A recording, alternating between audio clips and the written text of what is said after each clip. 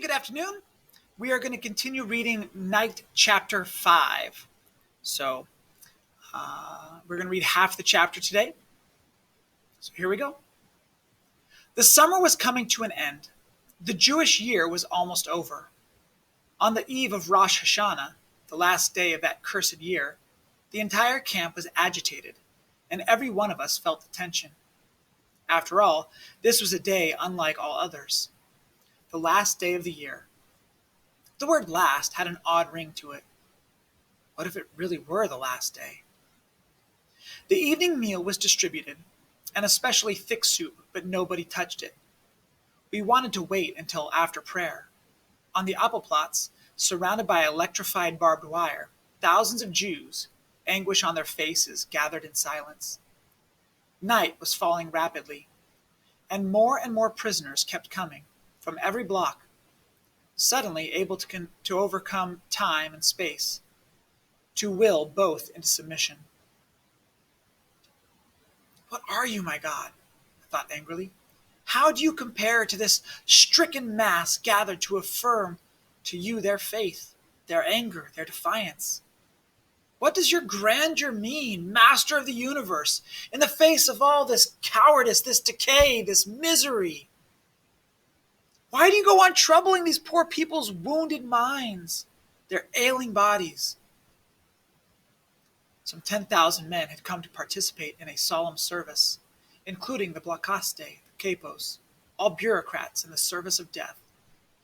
Blessed be the Almighty. The voice of the officiating inmate had just become audible.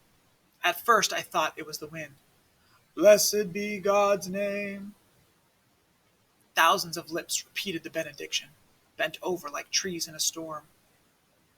Blessed be God's name? Why? But why would I bless him? Every fiber in me rebelled. Because he caused thousands of children to burn in his mass graves? Because he kept 6 crematoria working day and night, including Sabbath and the holy days?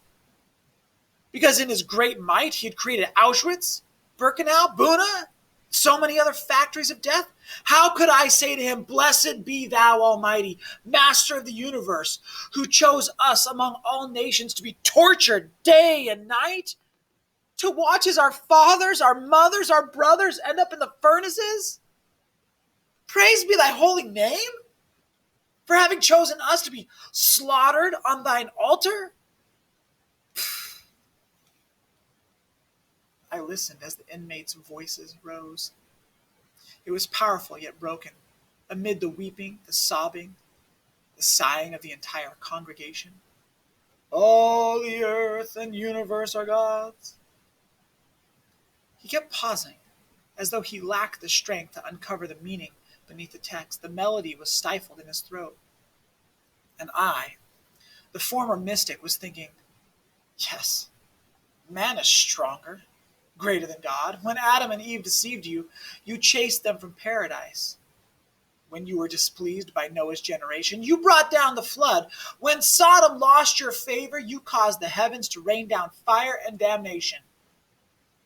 But look at these men whom you've betrayed, allowing them to be tortured, slaughtered, gassed, and burned. What do? They pray before you. They praise your name. All creation bears witness to the greatness of God. In days gone by, Rosh Hashanah had dominated my life. I knew that my sins grieved the Almighty, and so I pleaded for forgiveness. In those days, I fully believed that the salvation of the world depended on every one of my deeds, on every one of my prayers. But now, I no longer pleaded for anything. I was no longer able to lament. On the contrary, I felt very strong. I was the accuser, God the accused. My eyes had opened, and I was alone, terribly and alone, in a world without God, without man, without love or mercy. I was nothing but ashes now, but I felt myself to be stronger than this Almighty, to whom my life had been bound for so long. In the midst of these men assembled for prayer, I felt like an observer, a stranger. The service ended with the Kaddish. Each of us recited Kaddish for his parents, for his children, and for himself. We remained standing in the Appelplatz for a long time, unable to detach ourselves from the surreal moment. Then came the time to go to sleep, and slowly the inmates returned to their blocks. I thought I heard them wishing each other a Happy New Year. I ran to look for my father. At the same time, I was afraid of having to wish him a happy year, in which I no longer believed. He was leaning against the wall, bent shoulders, sagging as if under a heavy load. I went up to him, took his hand and kissed it. I felt a tear on my hand. Whose was it, mine? His? I said nothing. Nor did he. Never before had we understood each other so clearly. The sound of the bell brought us back to reality. We had to go to bed. We came back from very far away. I looked up at my father's face, trying to glimpse a smile or something like it on his stricken face, but there was nothing, not the shadow of an expression. Defeat. Yom Kippur, the Day of Atonement. Should we fast? The question was hotly debated. To fast would mean a more certain, more rapid death. In this place, we were always fasting. It was Yom Kippur year-round. But there were those who said we should fast precisely because it was dangerous to do so.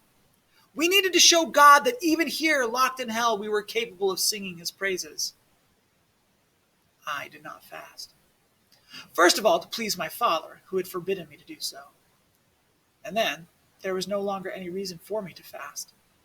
I no longer accepted God's silence. As I swallowed my ration of soup, I turned that act into a symbol of rebellion, of protest against him. And I nibbled on my crust of bread.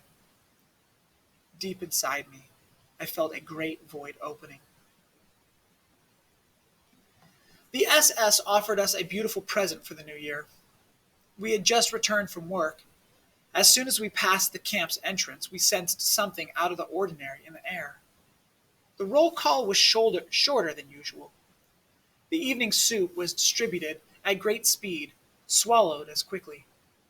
We were anxious. I was no longer in the same block as my father. They had transferred me to another commando, the construction one, where 12 hours a day I hauled heavy slabs of stone. The head of my new block was a German Jew, small with piercing eyes. That evening he announced to us that henceforth no one was allowed to leave the block after the evening soup. A terrible word began to circulate soon thereafter. Selection. We knew it was what it meant. An SS would examine us. Whenever he found someone extremely frail, a Mussulman, was what we called those inmates, he would write down his number. Good for the crematorium. After the soup, we gathered between the bunks. The veterans told us, "You're lucky to have been brought here so late. Today, this is paradise compared to what the camp was 2 years ago. Back then, Buna was a veritable hell. No water, no blankets, less soup and bread. At night, we slept almost naked, and the temperature was 30 below. We were collecting corpses by the hundreds every day. Work was very hard. Today, this is a little paradise. The capos back then had orders to kill a certain number of prisoners every day. And every week selection. A merciless selection. Yes, you were lucky." "Enough! Be quiet!" I begged them. "Tell your stories tomorrow or some other day." They burst out laughing. They were not veterans for nothing. "Are you scared? We were scared too. And at that time for good reason." The old men stayed in their corner, silent, motionless, hunted down creatures. Some were praying. One more hour, then we would know the verdict. Death or reprieve. And my father? I first thought of him now. How would he pass the selection? He had aged so much. Our Blockaste had not been outside a concentration camp since 1933. He had already been through all the slaughterhouses, all the factories of death. Around 9 o'clock, he came to stand in our midst. "Achtung!" There was instant silence. "Listen carefully to what I am about to tell you." For the first time, his voice quivered. In a few moments, selection will take place. You will have to undress completely. Then you will go one by one before the SS doctors. I hope you will all pass, but you must try to increase your chances. Before you go into the next room, try to move your limbs. Give yourself some color. Don't walk slowly. Run! Run as if the devil had you at your heels. Don't look at the SS. Run straight in front of you. He paused and then added, and most important, don't be afraid. That was a piece of advice we would have loved to have been able to follow. I undressed, leaving my clothes on my cot. Tonight there was no danger that they would be stolen. Tibby and Yossi, who had changed commandos at the same time I did, came to urge me, let's stay together. It will make us stronger. Yossi was mumbling something. He probably was praying. I had never suspected that Yossi was religious. In fact, I had always believed the opposite. Tibby was silent and very pale. All the block inmates stood naked between the rows of bunks. Must be how one stands for the last judgment. They're coming. 3 SS officers surrounded the notorious Dr. Mengele, the very same who had received us in Birkenau. The Blockalteste attempted a smile. He asked us, ready? Yes, we were ready. So were the SS doctors. Dr. Mengele was holding a list. Our numbers. He nodded to the Blockalteste. We can begin, as if this were a game. The first to go were the notables of the block. The Stubnalteste, capos, foremen, all of whom were in perfect physical condition, of course. Then came the ordinary prisoners' turns. Dr. Mengele looked them over from head to toe. From time to time he noted a number. I had but one thought, not to have my number taken down, and not to show my left arm. In front of me, there were only Tibby and Yossi. They passed. I had time to notice that Mengele had not written down their numbers. Someone pushed me. It was my turn. I ran without looking back. My head was spinning. You are too skinny. You are too weak. You are too skinny. You are good for the ovens. The race seemed endless. I felt as though I had been running for years. You are too skinny. You are too weak. At last I arrived, exhausted. When I had caught my breath, I asked Yossi and Tibby, did they write me down?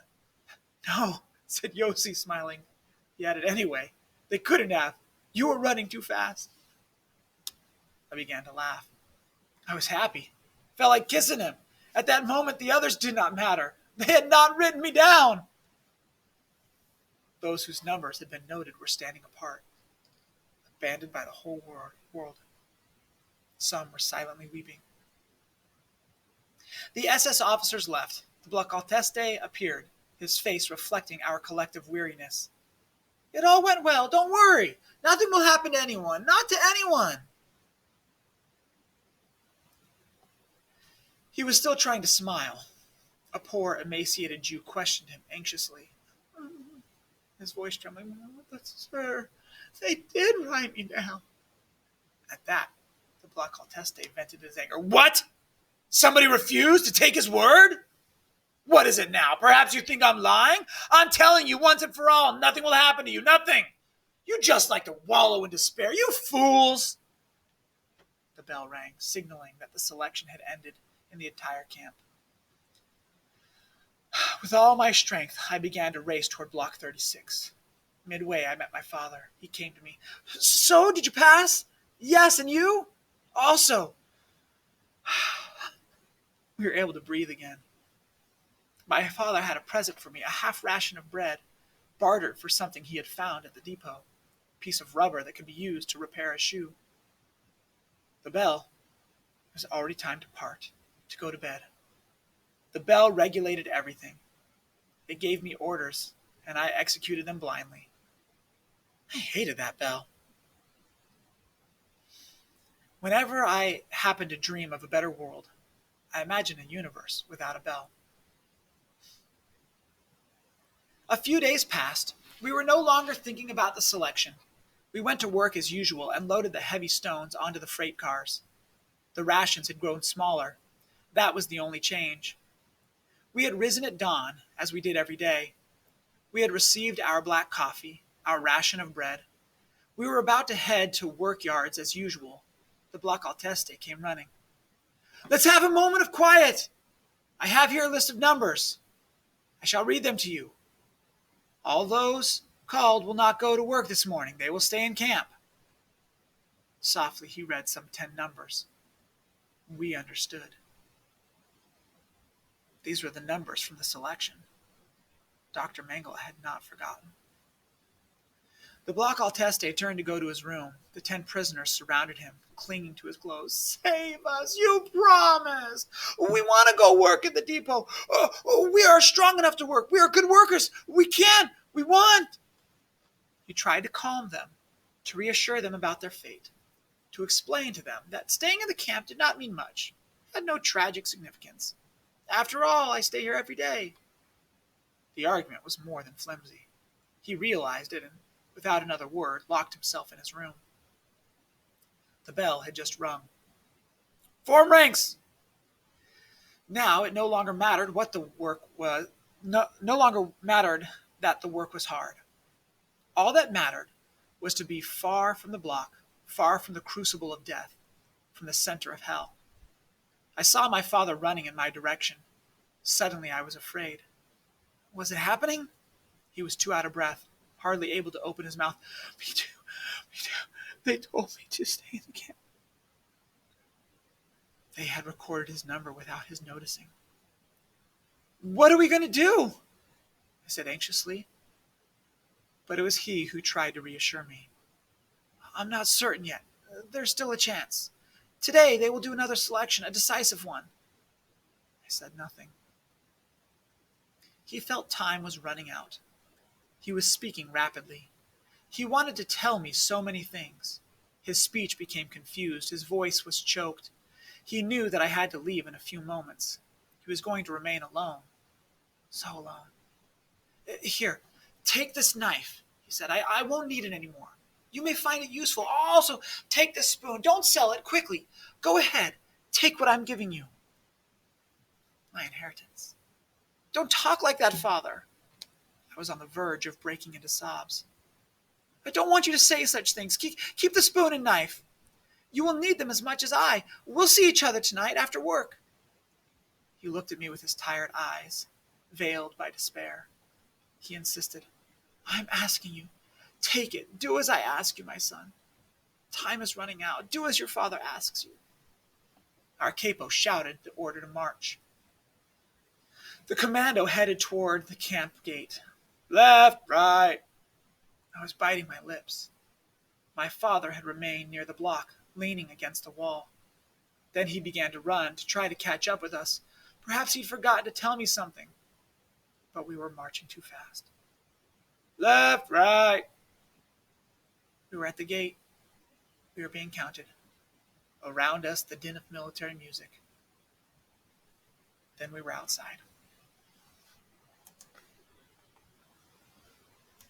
Lots happen in this chapter. The first couple of pages are incredibly powerful. We started this book, and Eli was an incredibly devoted, faithful Jew. He tells us how he would study, how he would read the books, the Torah, and he would study the Kabbalah, and he would spend all of his time in study and prayer. And he wore the phylacteries on his arms and his head, and he would pray, and he would weep over the temple. This was a person deeply devoted to his faith. He was a devoted religious Jew. And yet here, he looks around him on this holy day where the entire Jewish world celebrates. And he looks around him and says, "Are you kidding me? Are we still bowing down to God? How could there be a God?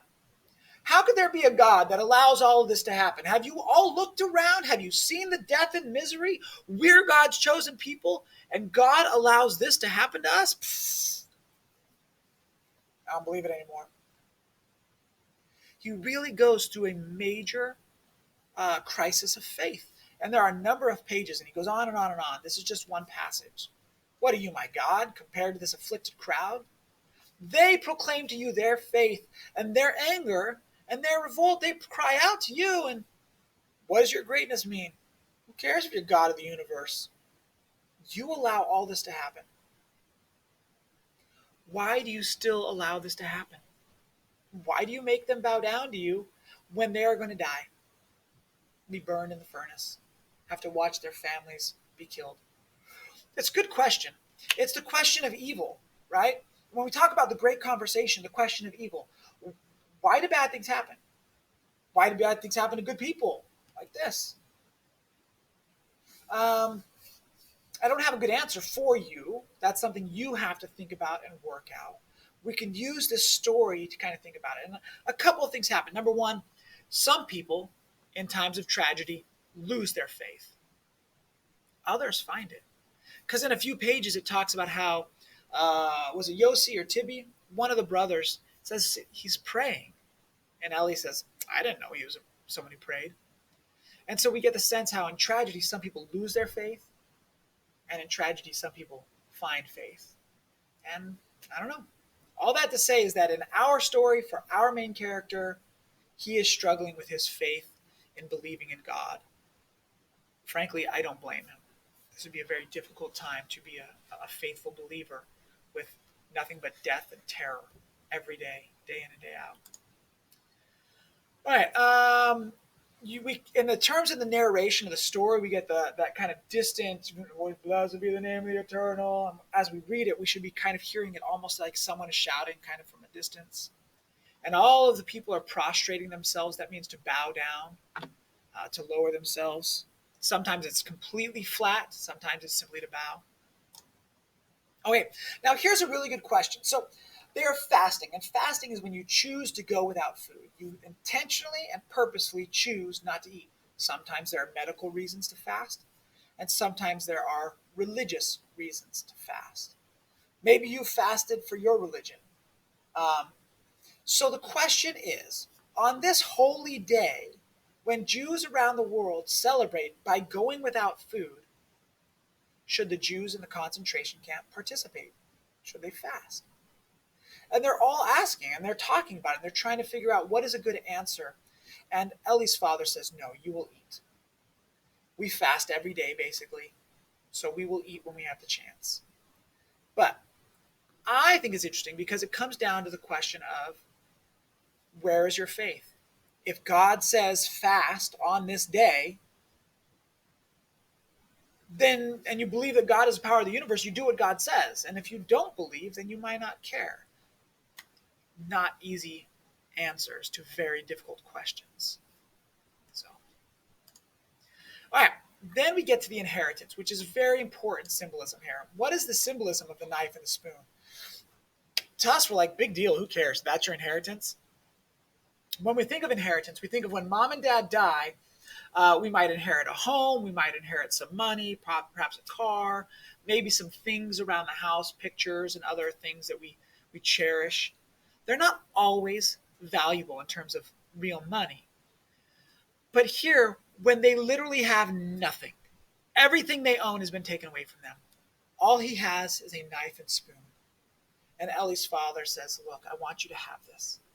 When you come back, I might be dead. And so the only thing I have in this world to give you, my son, is this knife and this spoon. And what do they symbolize? Why is a knife and spoon important? Well, it symbolizes food. It symbolizes eating. This is your opportunity to eat. It's all I have to give to you. I don't know, maybe you could trade a spoon for some shoes at some point, or the knife for something. I don't know, but all I own in this entire world is this knife and spoon, and I'm giving them to you. This is what I have to offer because I will be dead when you come back. That's heartbreaking. That's terrible in so many ways. Could you imagine your father, still alive, giving you all he has because he knows when you come home, he will be dead? It's terrible. And that's what happens here. Okay. So that's all for now. We will talk later. Bye.